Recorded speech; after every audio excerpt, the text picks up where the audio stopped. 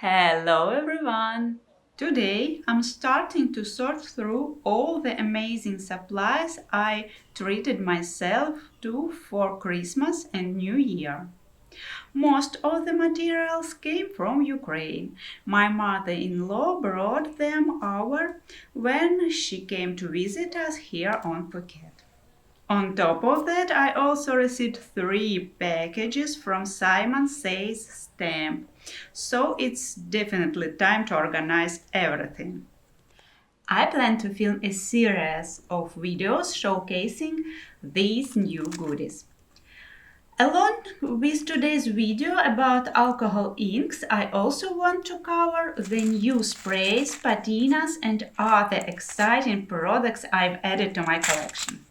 I'll be sorting and organizing most of these materials with you in my vlog, but for now I want to focus on alcohol inks. I've got an incredible variety of new colors, all ordered from Ukraine since stores like Simon Says Stamp don't ship alcohol inks internationally. It's impossible to find them locally, so I stocked up as much as I could, knowing I won't be able to replenish them easily. I can't wait to show you what's in store and share this colorful journey with you. Let's go! So, I have nine alcohol ink sets and 1, 2, 3, 4, 5, 6 and 10 individual bottles here. So let's start from single bottles. Okay, I have folder for my swatches and for these 10 single bottles, I want to create matching swatches. Where is my alcohol? Oh, here. Okay. Okay.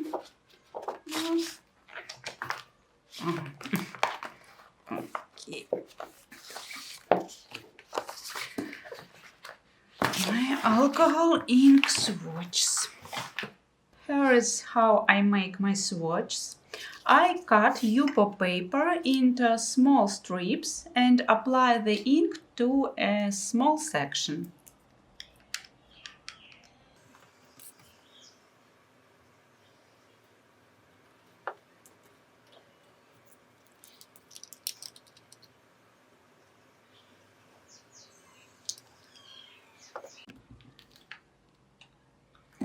It's important to keep the bottles arranged in the same order as I apply the ink.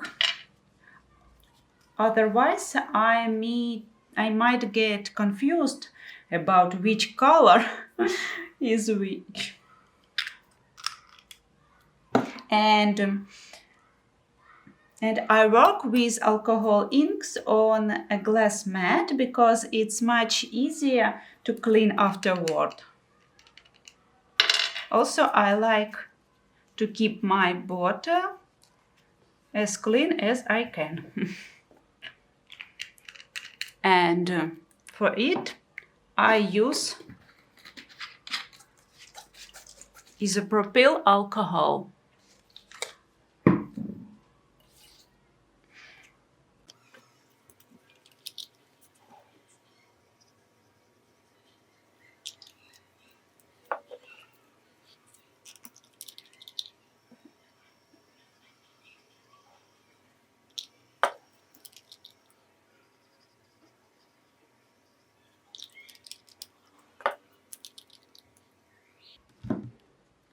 I have an accident with my indigo color, so I ended up pouring more ink than I wanted onto my swatch, and I had to make a new one because of that. Now I need to wait for my ink to dry completely. By the way, I downloaded the swatch chart from the Ranger Ink website. Now let's take a closer look at the colors. The watermelon shade is a gorgeous mix of pink and red. It looks so cool. Next color is crimson. It's a deep, deep, beautiful red. Sunshine yellow. It's pure yellow without any green undertone.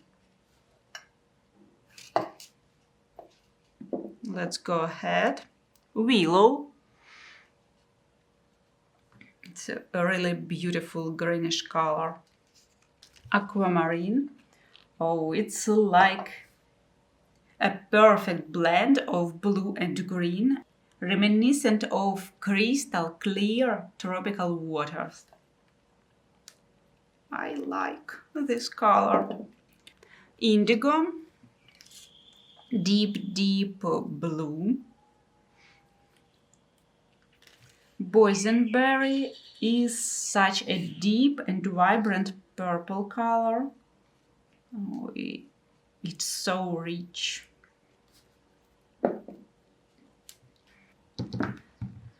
Latte is a warm, soft and neutral shade with golden undertone. Sepia is a rich reddish-brown shade, and teakwood is a warm brown with more yellow undertones. Both colors complement each other beautifully and bring depth and warmth in any project, I think. I really like brownish color and I often use them on my projects. Okay, now I need to cut rectangles measuring 7/8 by 5/8 of an inch and glue them into my swatch chart.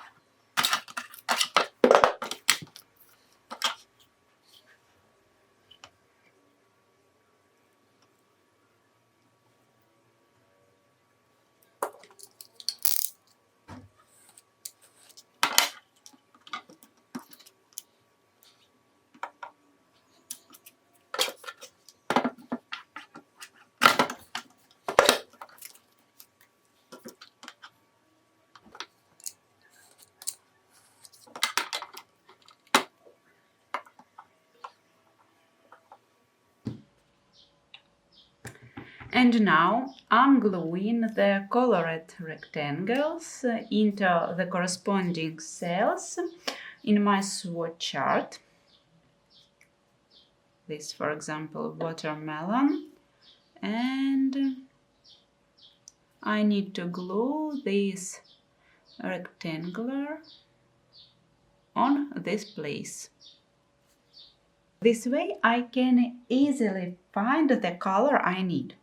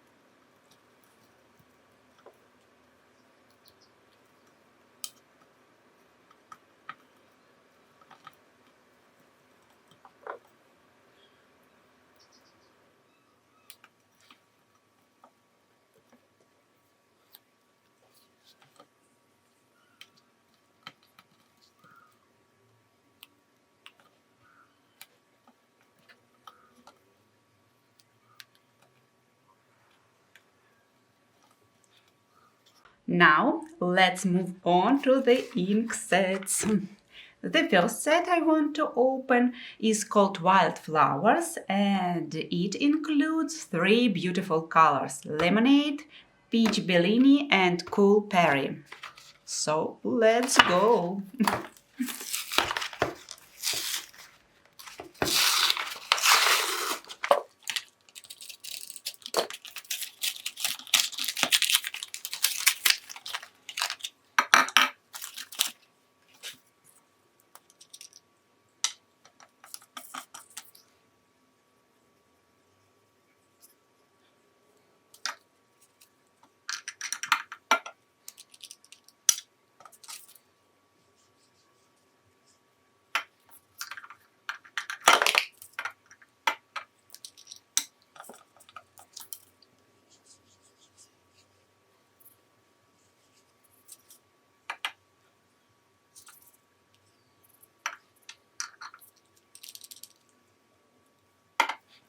Oh, once again, the yellow doesn't look the same in the picture as it does in real life.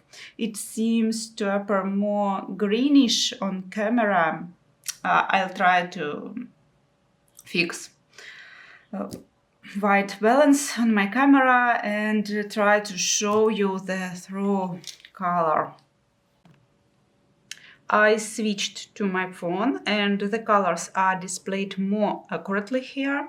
Now I can show you the true colors of this set. Next set is called Rustic Lodge, and it includes the colors denim, terracotta and bottle.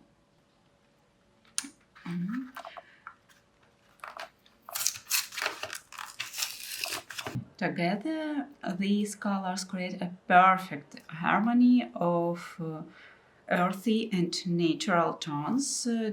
Denim brings a soft muted blue, terracotta adds warmth with its rich reddish brown hue, and bottle offers depth with its deep forest green. Oh, it's a really beautiful set.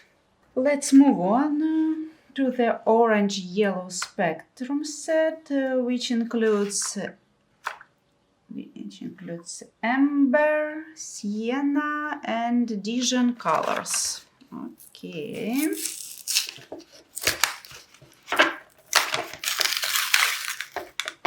These colors are warm and vibrant, perfect for adding a sunny, earthy touch to any project. The next set is called Valley Trail, and it includes the colors raspberry, clover, and pebble. This combination brings together the brightness of raspberry, the freshness of clover, and the softness of pebble, making it perfect for natural and balanced designs. Let's move on to the Nature Walk set. It includes Let's move on to the Nature Walk set. It includes the wild plum, butterscotch, and stream colors.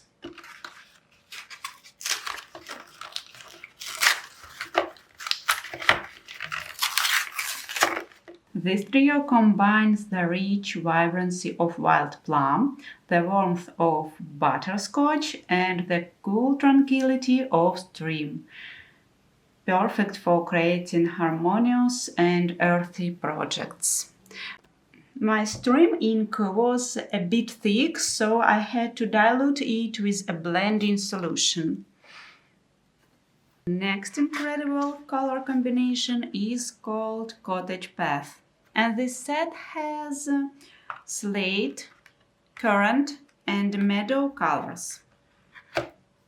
Meadow and slate work beautifully together. I really like this combination. Let's move on to the Key West set, which includes dandelion, coral, and pistachio colors.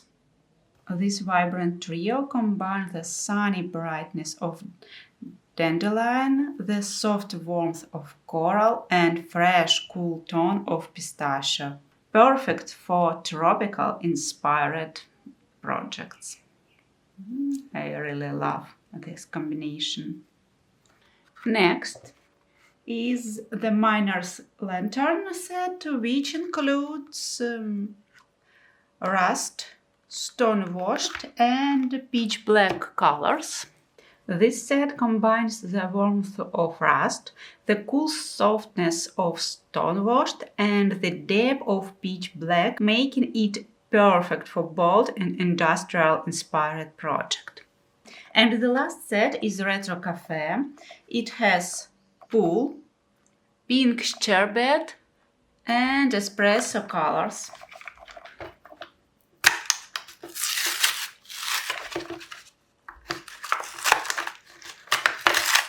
This set blends the calmness of pool, the richness of espresso and the sweetness of pink sherbet, creating a charming and vintage-inspired palette.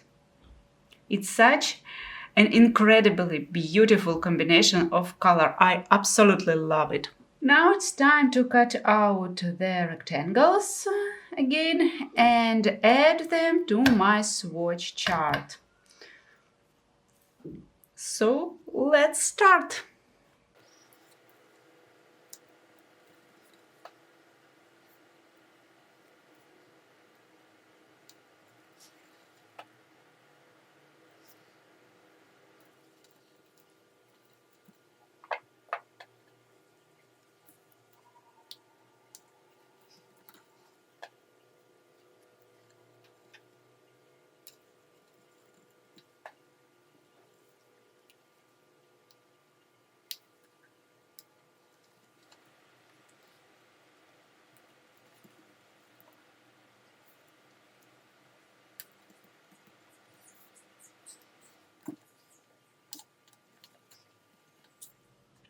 And now this is how my swatch chart looks with 37 new colors added. Now it's time to organize my new alcohol inks in storage tins. I have an old storage tin with the inks I already had and a new one. And I'm going to arrange all my alcohol inks in these two boxes according my swatch chart.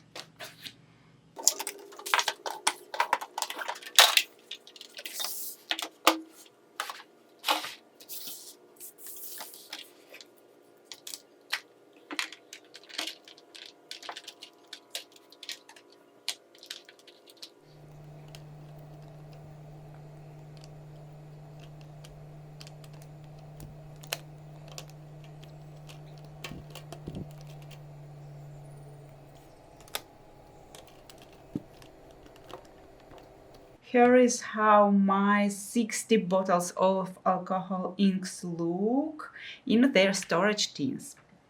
In one box I have the red, yellow, orange and green shades. In the other, I've placed the mint, blue, purple and brown tones. And finally, I want to quickly share how I use alcohol inks and demonstrate one or two the simplest way to work with them. First of all, I apply alcohol inks on acetate sheets and use these sheets as dividers in albums. Also, I make die cuts from the same sheets with my die cutting machine and use them as decorative elements to embellish my projects. I've prepared an acetate sheet, carefully cleaning it to remove any dust and place it on a white sheet of paper to make the process more visible. I've selected 3 beautiful shades of alcohol ink and I'm ready to begin. To start, I pour some isopropyl alcohol onto the acetate sheet. With all the ink bottles open, I randomly add drops of ink across the surface. Then I lightly blow on the sheet to create organic patterns and use a regular hair dryer to dry the ink. This forms the first layer of the background. Next, I add another layer of isopropyl alcohol and more ink, letting the colors spread naturally as I guide them with the hair dryer. I repeat this process multiple times until I achieve the desired effect. What I love about alcohol inks is their forgiving nature. You can always go back and adjust that you don't like. It's such a freeing medium that allows room for experimentation and even mistakes. However, there is a catch. Sometimes this flexibility can make it hard to stop. I often find myself working the background over and over, like today. I spent quite a bit of time refining this piece until I finally said, "That's it, it's done," and wrapped up the project. As you can see, I repeatedly layer ink and alcohol, blending and dispersing the colors to create beautiful gradient and dynamic transitions. Then, there's too much ink in one area. I simply add alcohol and blow it out to soften the intensity and achieve a smoother effect. If watching the process feels a bit too long, you can always skip ahead in the video to see the next steps. Next.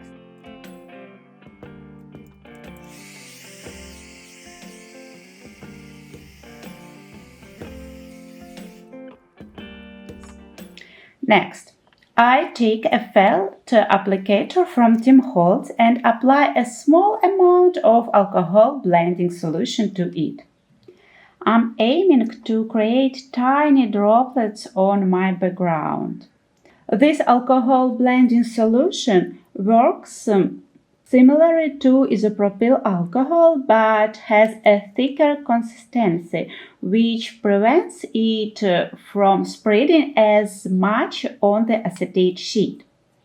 As you can see, I've achieved the desired effect, but to make the droplets even smaller, to apply the solution and immediately dry the area with a hair dryer. It prevents the droplets from spreading on my acetate sheet. I also add some alcohol blending solution in specific area to dilute the ink a bit and create more interesting transition. I repeat this process again, as you can see.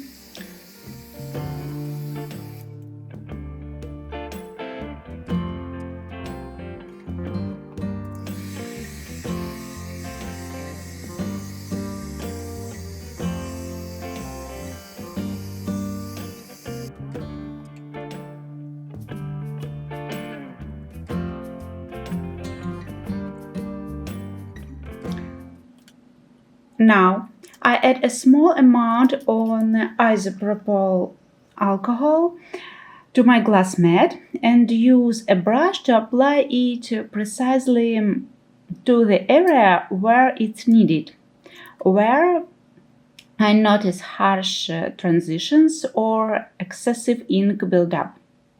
By doing this, I make the ink spreading process more controlled, allowing me to correct specific spots that I'm not happy with. I blend the ink with the brush and then, as long as the alcohol hasn't dried, the ink continues to spread naturally across the acetate sheet. This technique works particularly well when you need to fix something very precisely or when you want to distribute the ink more deliberately.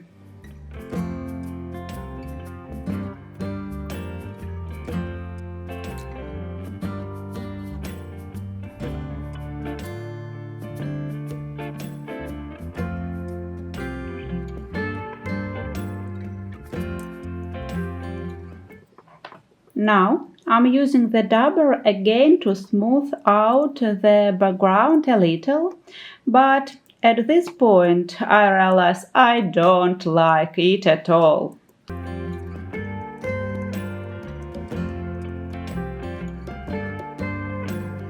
So I grab some isopropyl alcohol and pour it over the background to create a smooth color transition, essentially starting over.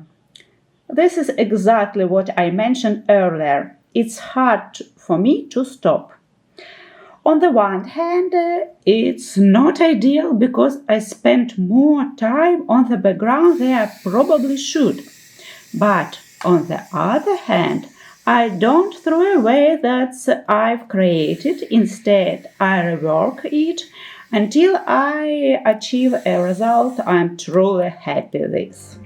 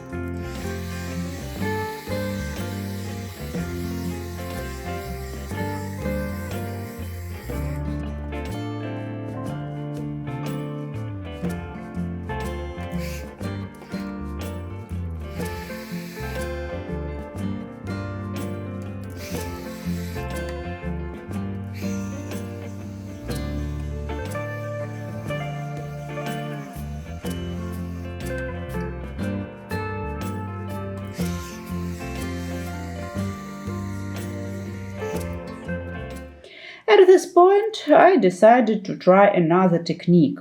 I put isopropyl alcohol into an empty spray bottle, held it at a distance from my background, from my acetate sheet, and sprayed a small droplets of alcohol. This is the effect I achieved, and it's pretty much exactly what I was aiming for. I fully dried my background and I'm ready for the final step. I want to add a delicate touch of gold to my project.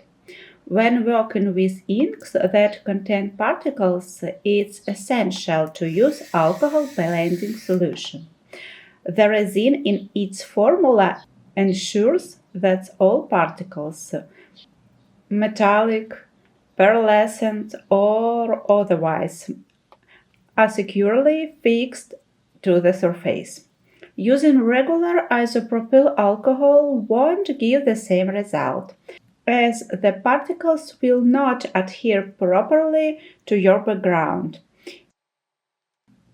I carefully distribute the gold particles to avoid clumping, and at last I am truly satisfied with the outcome.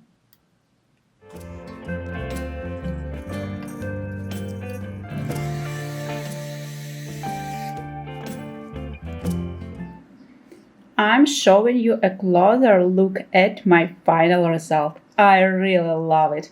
I always aim to refine my work until I achieve something I truly enjoy.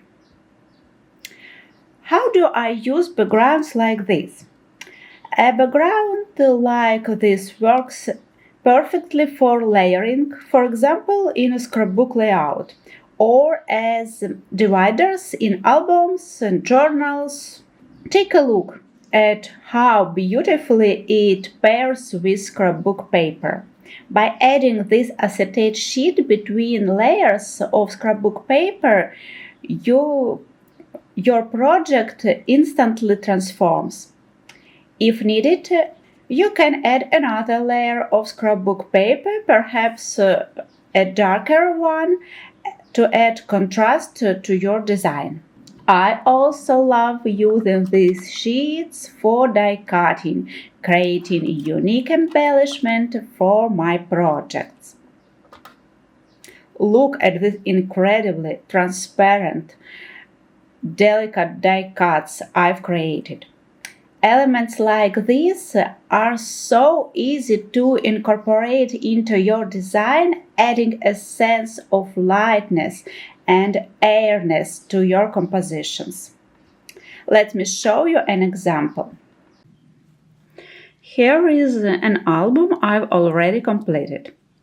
With just a few simple movements, I add my newly created die cuts and the composition looks completely different. I absolutely love using techniques like this. And whenever I have the time, I try to include such elements in my projects. How do I attach elements like this? Well, first I use adhesive tape, which works perfectly. Other types of glue also adhere well to acetate. But one of my favorite ways to secure these elements is with a sewing stitch. That's all I wanted to show you today. Thank you so much for watching.